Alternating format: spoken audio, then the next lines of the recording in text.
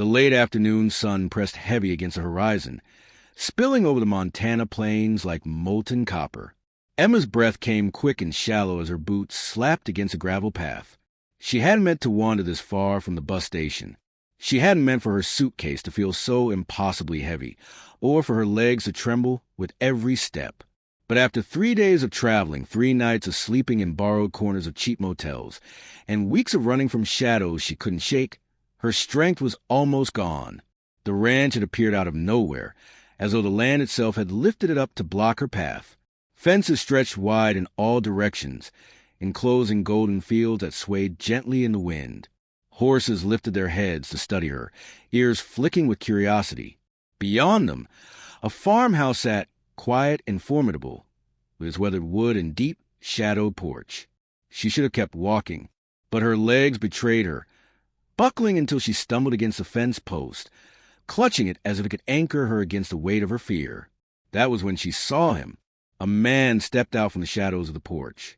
Tall, broad-shouldered, with sun-bleached hair tucked beneath a worn hat. He moved like someone used to silence, someone who had long ago stopped explaining himself to the world. His eyes, dark, steady, unreadable, found hers, and Emma's heart jolted as though it had been caught in his grip. She shook her head quickly, words spilling before she could think. "Please, don't hurt me. I'll work. I'll do anything, clean, cook, take care of animals. Just don't send me away." Her voice cracked, breaking on the edges of exhaustion and terror. She didn't care how pathetic she sounded. Pride was a luxury she had abandoned somewhere on the highway. The man didn't speak. He only studied her, his expression unreadable. The silence stretched, thick and unbearable, until at last he moved down the porch steps, slow and deliberate. When he stopped in front of her, towering close enough that she could see the faint scar along his jaw, Emma braced herself for rejection, or worse. But instead, his voice came low and steady, almost startling in its simplicity. "Come home." The words didn't make sense at first. Not when spoken by a stranger, not when her whole world had been nothing but fleeing in fear. But the way he said them, firm, certain, unyielding, struck something inside her chest she thought had died. The longing to belong somewhere. Emma hesitated. The words "come home" echoing in her ears long after he had spoken them. They were simple words, but carried a weight she couldn't decipher. He didn't reach for her, didn't move to guide her. He only stood there, steady as a rooted oak, waiting for her to choose. Her chest rose and fell in uneven rhythm. She was used to commands, to demands wrapped in threats. This quiet, unshakable stillness unsettled her more than shouting ever could. "I don't understand," she whispered. Her throat felt raw from days of silence. Why would you let me?" The man's gaze didn't waver. His voice, when it came, was low, like gravel smoothed by years of disuse. "No one should be out here alone. Not like this. You need rest." It wasn't kindness in his tone, not exactly. It was something else. Responsibility. Maybe. Or duty. Emma couldn't tell which was safer. Her body betrayed her before her mind could argue. She loosened her grip on the fence post, legs trembling as she stepped forward. The gravel crunched beneath her boots, each sound sharp in the quiet evening. He didn't move to help her, didn't offer an arm or a hand. He only walked ahead, slow enough for her to follow, as if he understood how fragile her steps were. The porch creaked beneath their weight. The house smelled faintly of cedar and dust, the scent of long years left undisturbed. Inside, the air was cool, shaded from the blistering sun. The first thing she noticed was a silence, not the empty kind, but a silence lived in, as if the walls themselves were accustomed to being left alone. She hovered just inside the doorway, clutching her bag like a shield. Her eyes darted across the sparse furniture. A sturdy table, a well-worn sofa, a row of boots lined with military precision near the door. Everything spoke of function, not comfort. No flowers in vases, no photographs on the walls, except one. Her gaze snagged on the frame above the fireplace. A boy, 10, maybe 11. Dark hair, a wide smile, eyes that carried a spark she hadn't yet seen in the man standing before her. The photograph was old, a little sun-faded, but lovingly centered in the room. as though it was the only thing in the house that mattered. Emma's throat tightened. You have a son?" she asked quietly. For the first time, something flickered across his face. A shadow, brief but unmistakable. His jaw tightened before he gave a single, short nod. "He's sleeping," he said. "School in the morning." The words hit her with strange force. A child, a boy who lived in this house, whose father had just told her to come home. Panic fluttered in her chest like a trapped bird. She shouldn't be here. She didn't belong in places where children slept safely and men kept their promises. "I shouldn't stay," she blurted, her hand tightening around her bag. "I don't want to bring trouble to your door." The man stepped closer, his presence filling the space, his voice steady but firm. "Trouble's already out there. At least in here, you've got walls." The kitchen smelled faintly of coffee grounds and with smoke, though no pot was on the stove. Emma followed the man, still nameless to her, into the room, her steps tentative, as if the floor might betray her. He pulled out a chair at the table, the scrape of wood against the floor loud in the silence. "Sit," he said simply. It wasn't an order, not exactly, but Emma lowered herself into the chair before her nerves could argue. He moved with practiced efficiency. Bread from a tin, cold meat from the icebox, a jar of pickles pulled from the pantry. The kind of meal a man made not out of laziness, but out of habit. She noticed the way his hands were steady, capable, calloused. Rancher's hands. A worker's hands. As he set the plate in front of her, she realized her stomach ached from emptiness, but her pride wavered. She glanced up at him, searching his face. "I can pay you back," she whispered. "I'll earn it. I don't take charity." Something flickered in his dark eyes. Those expressions stayed unreadable. "Eat first. Talk later." Her throat tightened, but she obeyed, fingers trembling as she picked up the bread. The first bite nearly undid her. It wasn't the taste, but the reminder how long it had been since she'd felt safe enough to eat without rushing. The sound of small footsteps broke the stillness. Emma froze, her gaze snapping toward the doorway. A boy padded in, hair tousled from sleep, pajamas wrinkled. He looked just like the photograph, bright-eyed, curious, holding the quiet confidence of a child who knew he belonged. "Dad?" he asked, voice drowsy but alert. "Who's she?" Emma's heart jolted. She wanted to shrink into the chair, disappear into the woodwork. But the man didn't flinch. He reached out, steadying a hand on the boy's shoulder. "This is Emma," he said simply. "She's staying here a while." The boy tilted his head, studying her with unfiltered honesty. No suspicion, no malice. Just a sharp, clear gaze of a child who had learned to measure the world quickly. "Is she going to help with the horses?" he asked. Emma blinked. Her lips parted, but no words came. Before she could stammer an answer, the man replied, his voice calm, decisive. "Maybe, if she wants to." The boy's grin was small but real, and he turned back down the hall without another question, trusting his father's word as if it were law. Emma's chest ached with something she couldn't name. The ease of it, the boy's trust, the father's certainty, was foreign to her. She gripped the edge of the table, her voice low. "You shouldn't trust me. You don't even know me." The man sat across from her, leaning forward slightly, his steady gaze fixed on hers. "I know enough. You're tired. You're scared. And you don't have anywhere else to go." Emma stirred awake to the low creak of the farmhouse, settling in the wind. For a moment, she didn't know where she was. The ceiling above her bare wooden, a small window spilling dawn light across the floor. Her chest tightened in panic until memory returned. The man's steady voice, the boy's sleepy curiosity, the quiet supper at the worn wooden table. She was still here, still safe, at least for now. She sat up slowly, blinking at the room. It wasn't much, just a small bed with a wool blanket, a chest of drawers, and a rug whose colors had long since faded. But the sheets smelled clean, like soap and sunshine. Someone had taken the time to make sure the room wasn't neglected. That simple fact unsettled her more than anything. Her instinct was to move, to prove herself useful before anyone could accuse her of freeloading. Pulling on her worn jeans and a shirt that had lost its shape months ago, She brushed her hair back with trembling fingers and opened the door. The scent of coffee drifted down the hallway, mixed with a faint, comforting aroma of frying eggs. Her stomach tightened with both hunger and guilt. She padded into the kitchen quietly, her steps careful, but the man, already at the stove, turned at the sound. He was different in the morning light, less shadowed, though no less formidable. His shirt was tucked neatly into faded jeans, sleeves rolled to his forearms. His movements were deliberate, efficient, without waste. He glanced at her only briefly before turning back to the pan. "Coffee's on the counter," he said simply. Emma hesitated. In her old life, before the running, mornings often carried danger. She had learned to avoid kitchens where men expected too much, too soon. But here, his tone wasn't demand. It was routine. She poured herself a cup, her hands unsteady, and sat down at the table. The boy appeared moments later, hair combed but sticking up in one stubborn tuft. He grinned when he saw her. "Morning, Emma," he said, as though she had always been there.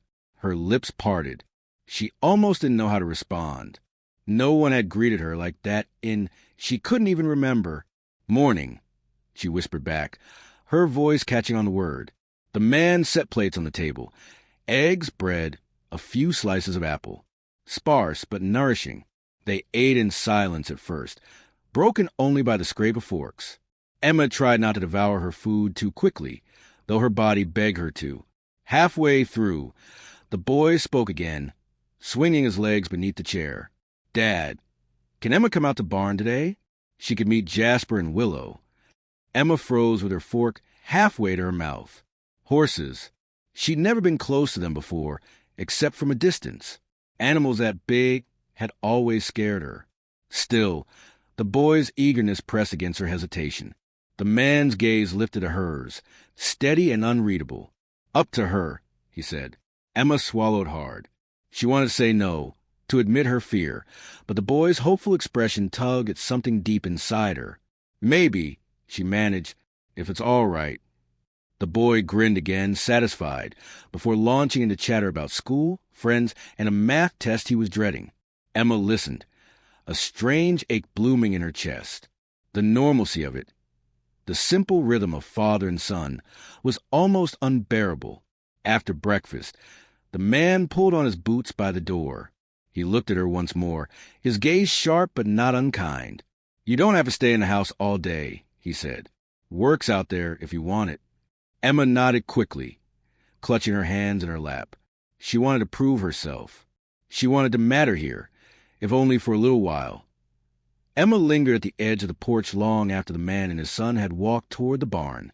The morning air was sharp with the scent of hay and earth, carrying the low, distant nicker of horses.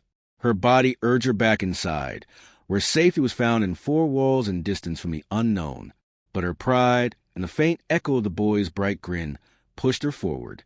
She wrapped her arms around herself as she crossed the yard. Gravel crunched under her boots, and dust clung to the cuffs of her jeans. The barn loomed larger with every step. Red paint faded to brown, the wide doors thrown open to reveal slants of sunlight cutting through the rafters. Inside, the sounds overwhelmed her first. Hooves shifting against straw, the snorts and heavy breath of animals too powerful to be ignored. Emma's pulse quickened. She forced herself to move closer, though her throat tightened with every step. The boy, his name, she learned, was Caleb, was already inside, standing on tiptoe to stroke the nose of a tall chestnut horse. The animal lowered its head willingly, ears flicking as though enjoying the attention. Caleb turned, spotting her, his grin instant and unguarded. "Emma, this is Jasper," he announced proudly. "He's the gentlest one. You don't have to be scared." She froze, caught in the boy's wide-eyed trust. He didn't see her shaking hands, didn't hear the pounding of her heart. To him, she was a stranger who had stumbled into their lives the night before. She was simply Emma, someone who might belong. The man stood further down the row, a pitchfork in hand, as he spread clean straw into an empty stall. His presence filled the barn without effort, quiet but commanding. He didn't look at her directly, but she felt his awareness, as if he was gauging how far she'd step before fear sent her running. Emma edged closer to Jasper, her palms damp. The horse turned his massive head, dark eyes meeting hers. For a moment, panic flared, too big, too close, too strong. But then Jasper huffed, warm breath rushing over her arm, almost curious, almost kind. Caleb laughed softly. He likes you. Here. He reached for her hand with the easy confidence of a child, pressing her palm flat against Jasper's muzzle. Emma's breath caught. The coarse hair, the warmth, the sheer life beneath her fingers. It was overwhelming. For a heartbeat, she wanted to yank her hand back, to retreat into the safety of fear. But Caleb's small hand rested trustingly on hers, and she couldn't bear to disappoint him. She stood there, trembling, until her breathing slowed.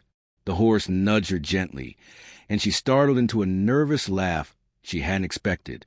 Caleb beamed. See? He knows you're okay. Further down the barn, the man's voice rumbled low, steady, without looking up. Horses can tell. Better than people. Emma turned her head toward him, but he gave no more than that, only kept working his movements sure, practiced. It wasn't encouragement. Not really. It was fact, but somehow it steadied her. By mid-morning, Emma had straw in her hair, dust on her jeans, and the faintest ache in her arms from brushing Jasper under Caleb's eager instruction. She hadn't worked like this before. Never around animals so large, never under the watchful silence of man who said little but noticed everything. And yet, she found herself moving slower, breathing deeper, as if the barn itself demanded calm instead of panic. Caleb talked enough for both of them. He chattered about his school, about a friend who had beaten him at marbles, about the foal that had last spring that had since gone to a neighbor's ranch.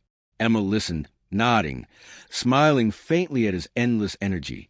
She hadn't spoken to a child in years, hadn't been trusted with their openness, their innocence, and something about it stirred a warmth she had thought long buried. You'll get used to the smell, Caleb teased, wrinkling his nose. At first it's gross, but after a while you don't even notice. Emma laughed softly, surprised by the sound of it. It startled her as much as the horse had. Caleb's answering grin was so genuine it nearly broke something in her chest. From the far end of the barn, the man's voice carried again, low and practical. He talks too much. Don't encourage him. But Emma caught the corner of his mouth twitch, just enough to know he didn't mean it. Caleb rolled his eyes fondly, as though used to his father's gruffness. The hours passed in rhythm, sweeping straw, hauling buckets, brushing coats. Emma's muscles complained, but she welcomed the ache. It was proof she could still work, still contribute. By noon, they returned to the house. Caleb darted ahead, racing up the porch steps, while Emma lingered behind, brushing the dust from her clothes.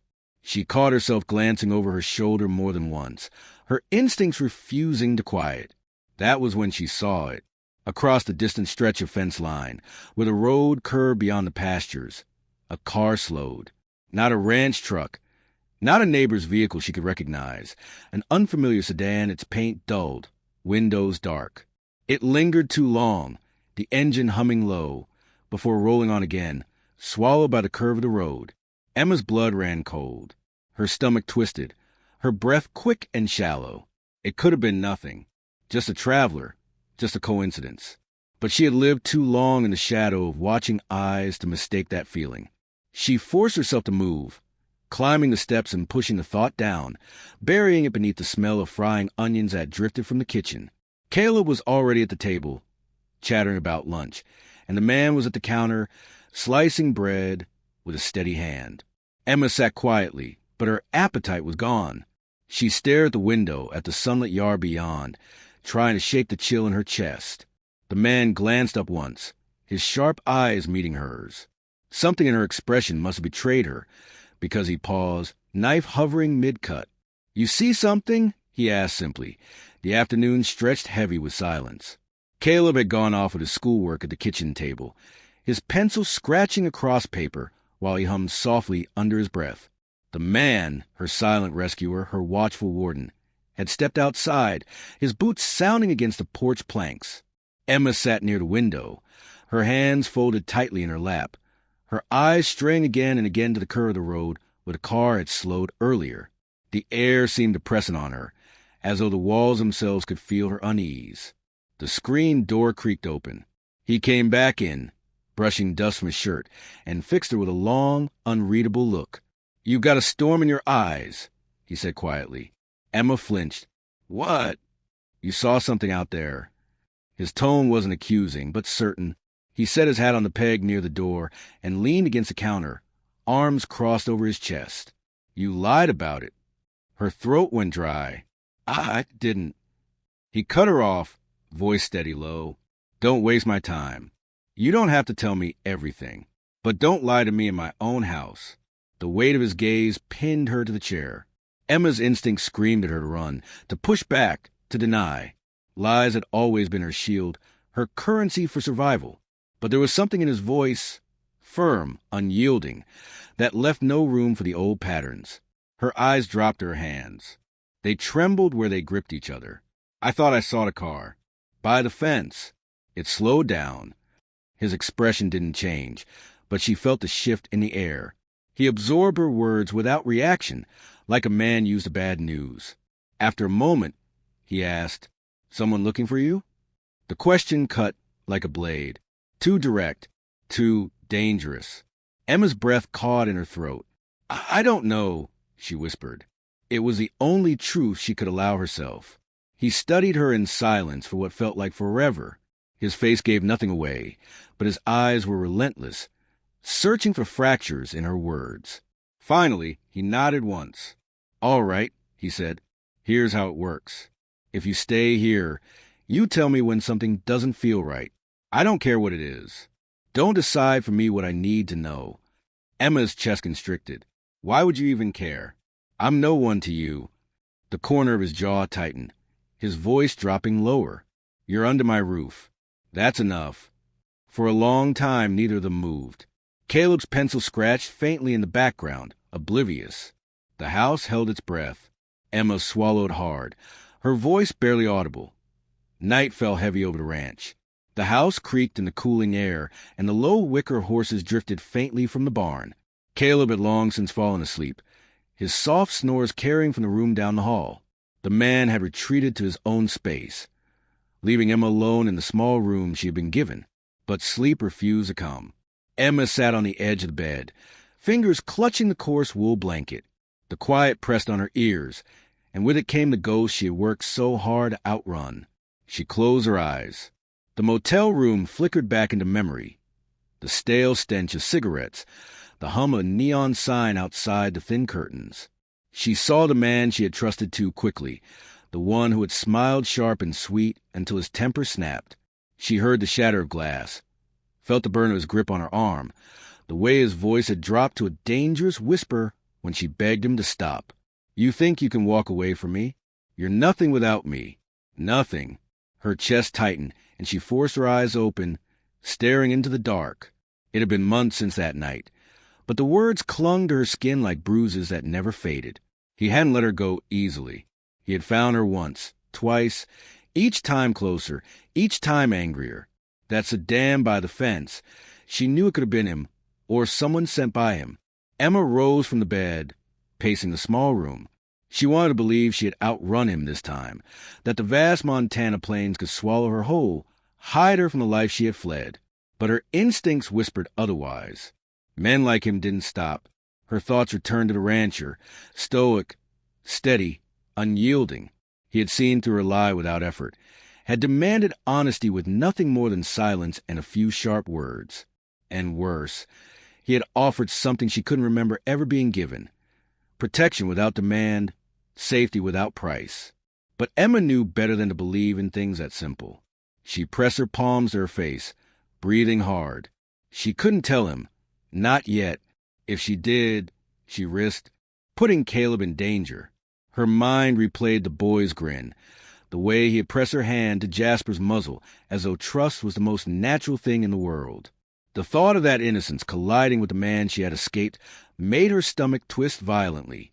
"Don't bring trouble to their door," she whispered to herself, the words almost a prayer.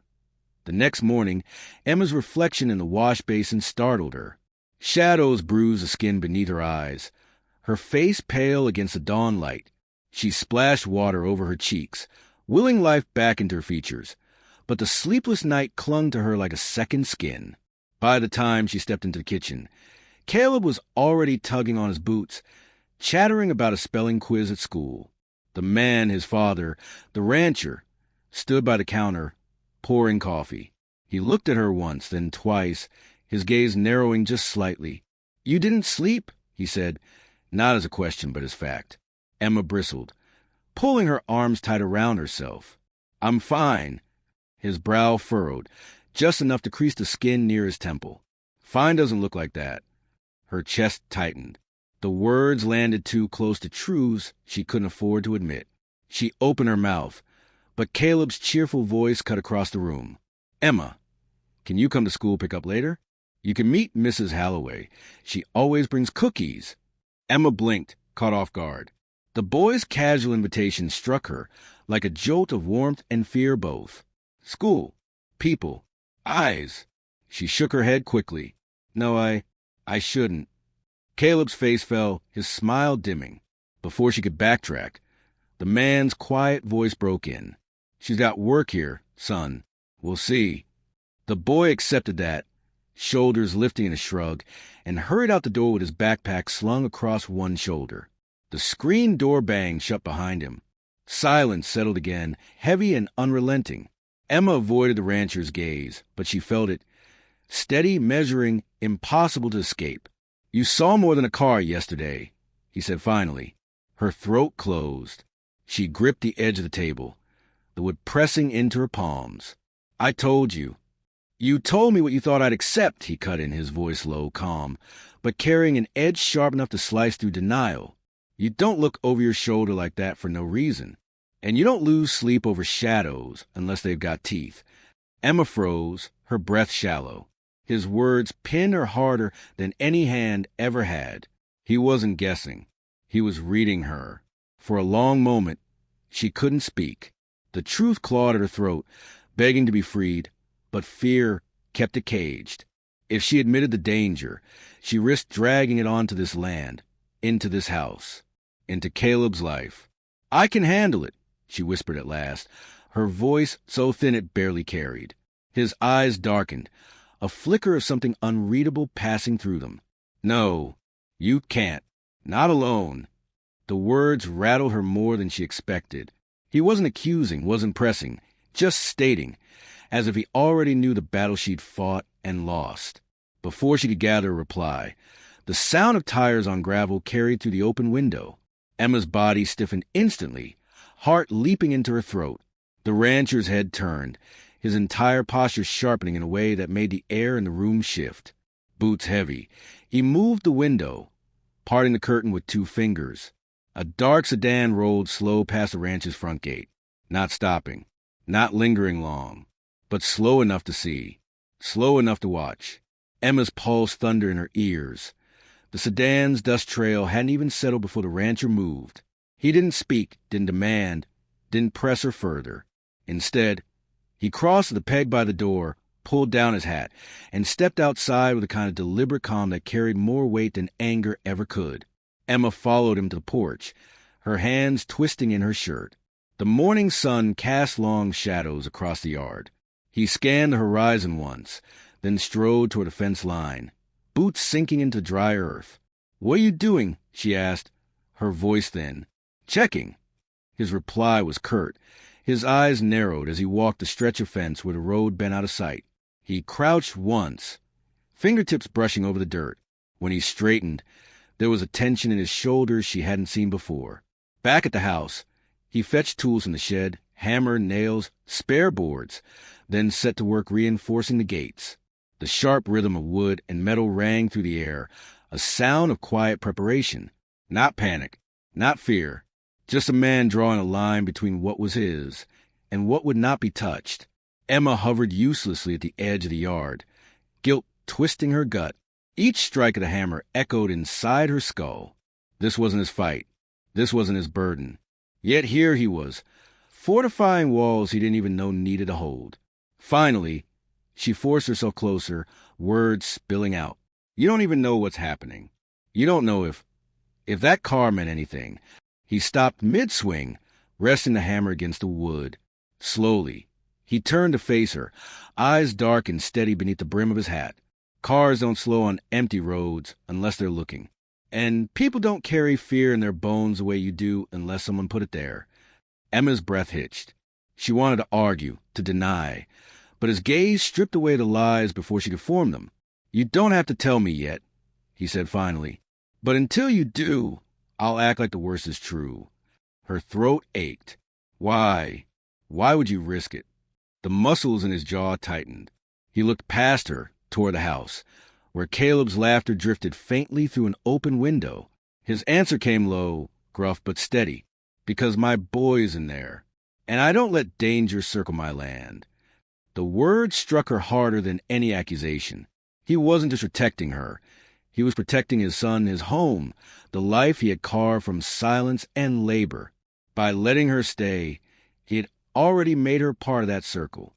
Emma's eyes burned, though she blinked hard against the sting. She wanted to tell him everything, to pour out the truth and beg him to throw her out before it was too late. But the words lodged in her throat, heavy as stone. Instead, she whispered, "I'll work harder. I'll pull my weight. Just don't regret letting me stay." The ranch settled into uneasy quiet that evening. Caleb was full of chatter over supper, recounting every detail of his school day, his laughter bouncing off the wooden walls like sunlight breaking through clouds. Emma tried to smile, tried to let herself be warmed by his presence, but every shadow at the window seemed too deep, every sound beyond the porch too sharp. The rancher said little, but his eyes tracked everything. Caleb's grin, Emma's pale face, the dark outside pressing against the glass. When the boy finally drifted off to bed, Emma helped clear the dishes, her movements restless, her hands clumsy. The rancher leaned against the counter, arms crossed, watching her silently. He didn't ask questions this time. He didn't need to. His patience was its own kind of pressure. The silence broke with the growl of an engine. Emma froze, the plate in her hand slipping into the sink with a clatter. The sound carried from the road, low and steady, approaching. Her stomach clenched. The rancher was already moving. He strode to the door, grabbing the rifle that leaned against the frame as though it had always been waiting there. He didn't look at her as he opened the screen door, stepping out into the night. Emma followed to the porch, her breath caught in her throat. The headlights cut through the darkness, sweeping across the yard as a vehicle slowed near the gate. Not the same sedan as before. A truck this time, dark, dented, unfamiliar. It idled there, engine rumbling low. Too long, too still. "Stay back," the rancher said, his voice low but firm. His eyes didn't leave the truck. The driver's door opened with a creak. A man stepped out, broad, unshaven, a baseball cap pulled low over his face. He leaned on the door, casually, though the posture was too loose, too deliberate. "Evening," the stranger drawled, his voice carrying easily across the distance. "Fine place you got here." The rancher didn't move. Gates not for visitors. The man smirked, his teeth flashing in the sweep of headlights. "Just passing through. Road's long. Thought I'd stretch my legs." His eyes flicked past the rancher, toward the porch where Emma stood frozen in shadow. Her blood ran cold. She ducked back, but it was too late. She knew he'd seen her. The rancher's grip tightened on the rifle, the movement subtle but unmistakable. Stretched somewhere else. A tense beat stretched across the night. The man's smirk faded into something sharper, his gaze lingering on the porch one last time before he climbed back into his truck. The engine growled, tires crunching against gravel as the vehicle rolled away, swallowed by the curve of the road. Emma's knees nearly gave out. Her lungs burned with the effort of holding her breath. The rancher lowered the rifle, but didn't put it down. He turned slowly toward her, his face hard as stone, eyes unreadable. That man was looking for someone. Her lips trembled. I don't know him." He stepped closer, his voice sharp but steady, each word measured. "Don't lie to me. Not now. Not when danger's already at my gate." Emma pressed her back against the porch beam, her body shaking. She wanted to tell him everything. She wanted to scream the truth into the night and beg him to throw her out before Caleb ever knew fear.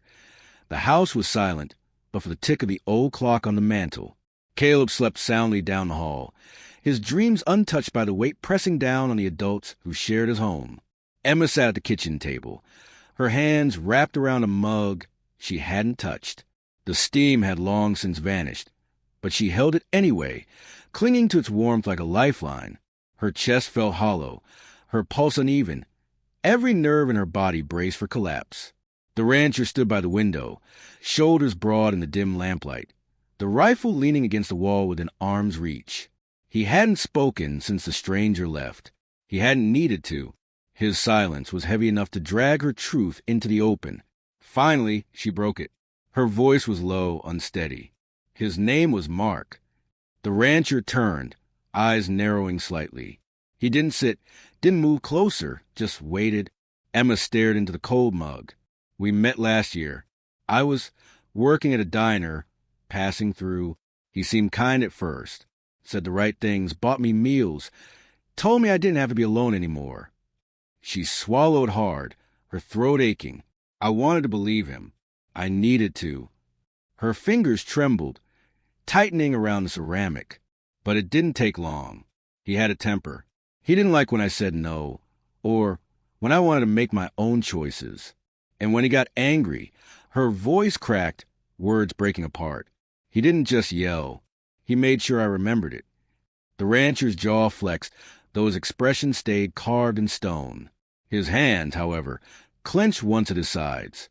Emma pressed on, each word heavier than the last. I tried to leave, more than once, but he'd always find me. At a bus station, at a motel. He'd show up smiling, like he owned me. And if I didn't go back with him, she trailed off, her body shivering at the memory. Her voice fell to a whisper. The last time, he swore he'd kill me if I ran again. Said no one else would ever want me. Said I was nothing without him. The silence that followed was suffocating. She forced herself to look up, to meet the rancher's eyes, expecting disgust, judgment, rejection. But what she found wasn't pity either. His gaze was steady, dark, and filled with something harder. Anger, yes, but not at her. At the man whose shadow still clung to her skin. You're not nothing, he said finally, his voice rough, almost gravel. He's a coward, and cowards don't get the last word. Emma's breath hitched, her chest tightening painfully. She wanted to believe him, wanted to drink in the strength of those words, but fear wrapped its claws around her ribs. You don't understand. He doesn't stop. He'll come here. He'll hurt you. He'll hurt Caleb. The rancher stepped closer, his boots slow against the floor, his presence filling the space without effort. He leaned one hand against the table, close enough she could feel the heat of him, close enough that his steadiness wrapped around her like a shield. Let him try, he said. Emma's eyes burned. Her body trembled with the force of holding herself together. For the first time, she felt the weight of her secret lift, just slightly. Enough to breathe. Emma woke before she knew why, her heart already hammering. The sound wasn't distant this time. It was close, too close. Gravel crunched under heavy tires, headlights sweeping across the ranch yard like a predator's eyes. She stumbled from bed, pulse frantic, and froze at the window. The truck, his truck, her breath caught. The nightmare she'd fled had found her, wheels and steel grinding up the drive. The front door creaked open. The rancher was already there, a shadow cut sharp against the moonlight, rifle in hand.